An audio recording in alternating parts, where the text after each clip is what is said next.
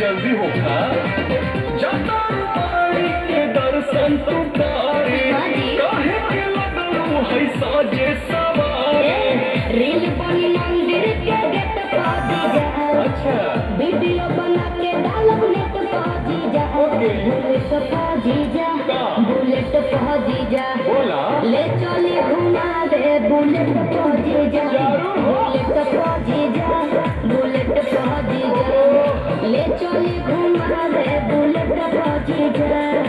बुझनी हम सब बुझता नहीं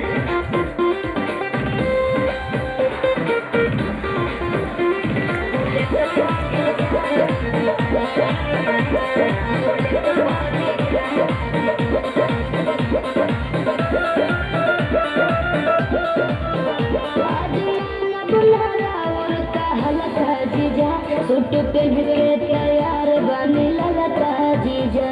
अच्छा ठीक बात ए जीजा जी सुना जौन कहबू खाए के साली उ घर ही लिया दे हो कहा चॉकलेट तू पाकिट खिया दे हो मालूम ना हम चॉकलेट पा दीजा चाउमीन चाट के पलेट पा दीजा बुलेट पा दीजा बुलेट पा दीजा ले चली घुमावे बुलेट पा दीजा बुलेट पा दीजा बुलेट पा दीजा ले चली घुमावे बुलेट पा दीजा।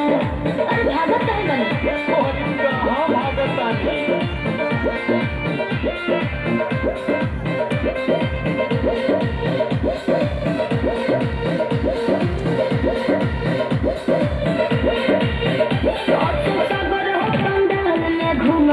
जीजा बिमल से सरधा पूरा दीजी ठीक बना फिर कुछ ना कहो।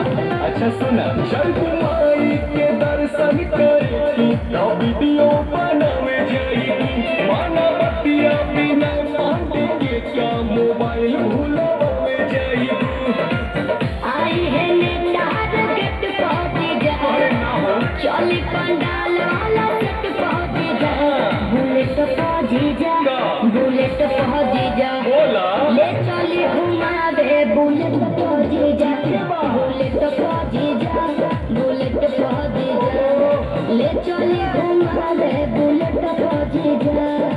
बुझनी